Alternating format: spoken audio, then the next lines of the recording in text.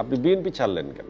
আমি উপলব্ধি করছিলাম যে জনগণের ইচ্ছার প্রতিফলন এই জোটে হচ্ছে না।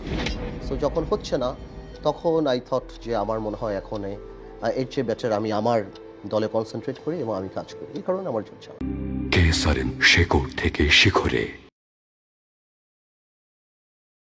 রাজনীতিতে আপনার সবচেয়ে বড় আইকন কে? প্রত্যেক মুসলিমেরই আইকন হওয়া উচিত হযরত মুহাম্মদ সাল্লাল্লাহু আলাইহি ওয়াসাল্লাম, আমাদের নবী। তারপরও যদি আপনি কারো কাছ থেকে শিক্ষা গ্রহণ করতে চান, আপনার ইসলামের 4 খলিফা আছে। তো আমার মনে হয় যে কোনো ব্যক্তিকে আইকন এভাবে না দেখে আমার মনে হয় পৃথিবীর সবচেয়ে বড় আইকনই সেখানে আছে।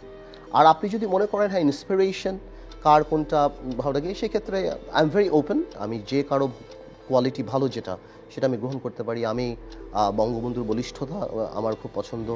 আমার মামা শেখ ফজলুল হক মনির অর্গানাইজিং ক্যাপাসিটি আমার খুব পছন্দ। বর্তমান প্রধানমন্ত্রী যেভাবে ক্রাইসিস হ্যান্ডেল করে সেটা আমাকে খুব মুগ্ধ করে। আমার বাবার কাছ থেকে শিখেছি যে ক্ষমা করে দেওয়া রাজনীতিতে। হয়তো আমার বাড়িতে আগুন দিয়েছে, 10 দিন পর দেখেছি সেই ভদ্রলোক আমার বাবার সাথে ভাত খাচ্ছে। So there are bits and pieces যে সবার কাছ থেকে আমি শেখার চেষ্টা করি। 20 দলীয় জোটের সবচেয়ে বড় ভুল কি ছিল এবং আপনার রাজনৈতিক সবচেয়ে বড় ভুল কি? আদর্শগত দিক থেকে আমি মনে করি না আমি কোনো ভুল কাজ এখনো করেছি। আমি কোনো জার্সি চেঞ্জ করে কোনো পার্টিতেও যাইনি, বা আমি জনগণের দুঃখ পাওয়ার মতো আমি কোনো কাজই এখনো করিনি। বস্তুনিষ্ঠ সমালোচনা করার চেষ্টা করি। বলাতে টেকনিক্যালি কোনো রং ছিল না, হয়তো পার্লামেন্টের মধ্যে I was allowed to speak like that.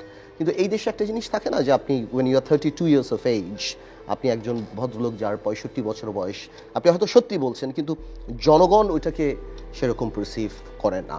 সেরকম দু একটা ঘটনা আছে পাবলিক মিটিংয়ে, যেগুলো আপনি ভুল মনে করছেন।